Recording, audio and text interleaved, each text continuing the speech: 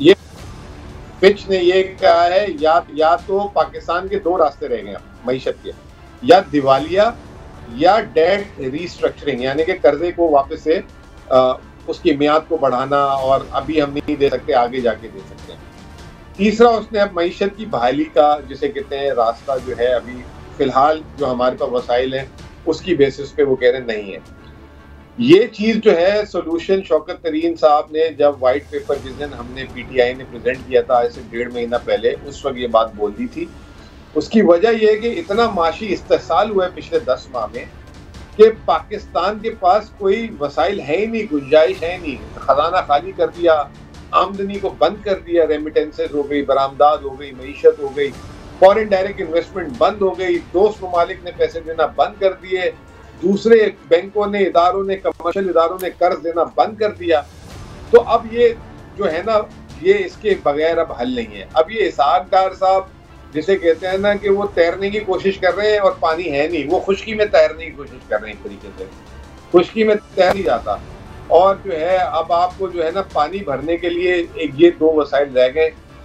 अब एक अगली जो बात शुरू हो गई है वो ये शुरू हो गई है कि चलें IMF की किस्त भी मिल जाती है, इससे आपको गुजारा हो जाएगा। वो तो 1.2 अरब डॉलर है, वो तो आपको अगस्त में भी मिली थी, मिफ्ता इस्माइल भी किस्त लाए थे, वहां से आपके जो है तकरीबन 6 अरब डॉलर के रिजर्व गिर गए। तो या 1.2 अरब डॉलर आया काफी होंगे, ये अब सारों का सवाल चल रहा है दिमाग में। और उसी सिलसिले में IMF भी अब रुका हुआ है, हुकूमत को कह रहा है आप बताएं कि हमारे अलावा आपको और कहां से पेमेंट्स आ रही है, उसका हिसाब किताब जोड़ते हैं, फिर पता लगता है कि आगे आपका माशी रास्ता क्या बनता है। तो वो इसहाक डार साहब को कुछ पता ही नहीं है, वो बिल्कुल ब्लैंक चल रहे हैं। वो बस एक ही बात PTI PTI PTI PTI PTI। वो भाई PTI से इतनी आपको थी मोहब्बत थी तो PTI को करने देते हैं ना, PTI सब कुछ आपको तो नहीं बोलते थे हम कि आप हमारी मदद करें आके। अब वो जो है इन्होंने एक ही ये प्रोग्राम भी PTI का प्रोग्राम का बेड़ा गर्क भी कर दिया, मिफ्ता इस्माइल ने प्रोग्राम की मियाद बढ़ाई, प्रोग्राम का बेड़ा गर्क भी कर दिया। अब कुछ हो नहीं रहा तो PTI का जो है रोजाना नगमा सुनाते हमें। वो जो है उनकी चीफ ऑर्गेनाइजर साहिब हैं, वो भी कभी क्या कहती हैं कभी क्या कहती हैं। अब वो कह रही है कि जी मेरा तो मशवरा है इसहाक डार को और शहबाज शरीफ साहब को IMF से डील ही ना करें। और दूसरी तरफ वो हमारे बॉस शौकत तरीन साहब पे इन्होंने जो है फर्जी FIR कटवा दी ताकि जो है अपनी नाकामियों से तवज्जो हटा सके। तो ये रहनुमाई फरमाइए, IMF से डील करते हुए जान के 4-5 माह डिले की गया, ऐसा लग रहा है कि जानबूझ के मुल्क को कोई गैर मुल्की एजेंडे के तहत खुदा ना खासा डिफॉल्ट करवाया जा रहा है किसी की ख्वाहिश के पास। क्या ये मेरा जो राय है सही है या बिल्कुल बेसलेस है? देखें इसकी कोई एविडेंस तो है नहीं कि ख्वाहिश है कि नहीं है, लेकिन जो तरीकेकार इस्तेमाल हुआ ना, जब असूली तौर पे IMF की किस्त आ जाती है तो मईशत में ठहराव रह जाता है। ये उल्टा तनज़ली हुई और जैसे ही ये एग्रीमेंट हुआ इसहाक डार को पैराशूटर बना के उतारा गया और इसहाक डार ने वो मिफ्ता इस्माइल का मुआहिदा तोड़ दिया और रुपए की कदर को भी गिराने की कोशिश की और उल्टी सीधे काम किए। और फिर उसके बाद IMF को बाकायदा तौर पे धमकियां दी, थ्रेट किया कि आई डोंट केयर, आप जाते हैं जाएं, मैं खुद मैनेज कर लूंगा। फिर बोला मैं आंखों में आंखें डाल के बात करूंगा, फिर बोला मेरा फड्डा पड़ गया है। नहीं मुजम्मल साहब मैं इधर रोकूंगा। देखिए हमें बिल्कुल बायस नहीं होना चाहिए। देखिए इसहाक डार ने मैनेज तो किया, उनका बैंक पलज था, 50 करोड़ उनका निकल गया, घर पलज था वो निकल गया, खुद वो इश्तिहारी थे, वजीर बन गया। अपने लिए तो नून लीग ने बहुत कुछ किया, पाकिस्तान को डिफॉल्ट की तरफ ले जा रहे हैं ना, तो वो तो आए इसीलिए। हम अपना लहू कहाँ तलाश करें? देखिए अब बात यह है ना कि अब वो जो इसहाक डार साहब और उनके जो साथियों ने इस 10 महीने में जो हासिल किया है वो तो बेतहाशा है। और जिस दिन ये हुकूमत खत्म होगी, क्या क्या इन्होंने 10 महीने में, इस 10 महीने में जो नया काम दिखाया है वो तो बाद में सामने आना है। वो तो अभी एक हिसाब किताब अलग है, लेकिन जो सामने जाहिरी तौर पे चीजें हैं वो इसहाक डार साहब, आपने बिल्कुल सही कहा, 50 करोड़ पे उनके थे, वो रिलीज हो गए। उनकी हक हलाल की कमाई थी, अगर गलत नहीं तो वो उनको मिलनी चाहिए। उनका मकान देखें, बहुत आपको नया तो नहीं बनाया होगा, 25-30 साल से बनाया होगा, अगर रुका हुआ था, गलत था, चले मिल गया। लेकिन हमारा क्यों बेड़ा गर्क कर दिया? हमारे लिए अगर बेहतरी नहीं तो वहीं पे तो रहने देते चीजें जहाँ पे थी, वहां से सारे का सारे जुर्माने सारे हम पे लगाने थे। और उसके बाद अब वो गलत, ये गलत, ये गलत, वो गलत। मैं ये नहीं कहता कि उनके पैसे उनको गलत मिले, सही मिले, बिल्कुल सही मिले होंगे, क्या पता। अपना मुजम्मिल साहब देखें, इनकी तो सबकी हक हलाल की कमाई है, मेहनत कशों की हराम की है, जिससे 2 वक्त की रोटी नहीं मिलती है जी।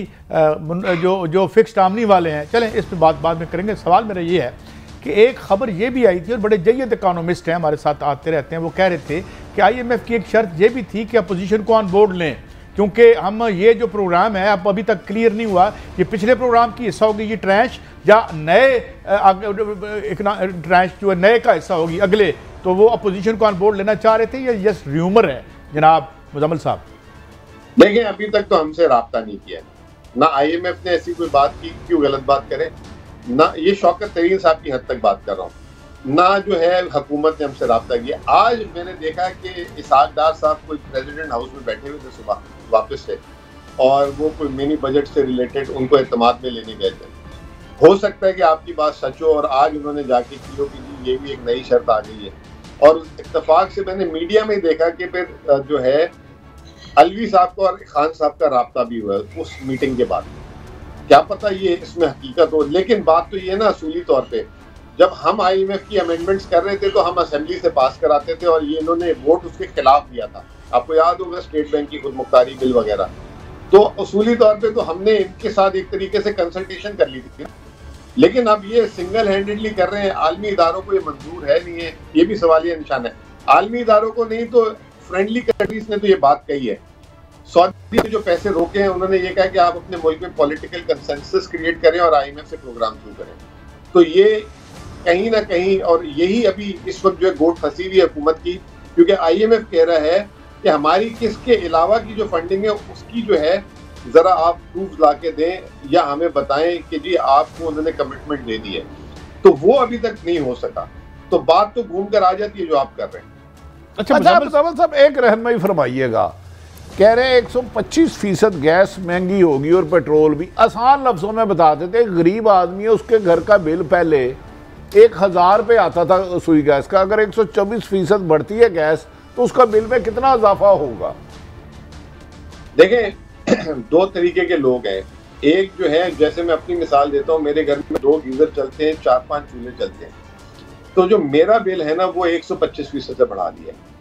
एक आदमी जिसके घर में गीजर नहीं है, सिर्फ चूल्हे हैं, उसका बिल जो है 30-40% से बढ़ा है। लेकिन बात यह है कि जो एक आम सारिफ का बिल है उसके अंदर तो बहुत ज्यादा बढ़ा दिया, लेकिन जो बड़े बड़े जिसे कहते हैं सेक्टर्स थे, मैं माफिया नहीं इस्तेमाल, सीमेंट की जो गैस का बिल है वो हमसे सस्ता है, फर्टिलाइजर का हमसे सस्ता है, पावर सेक्टर का हमसे सस्ता है, CNG बराबर है।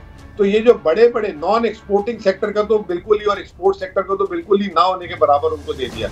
तो सारा का सारा जो बोझ डाला है वो डोमेस्टिक कंज्यूमर पे डाल दिया इन्होंने।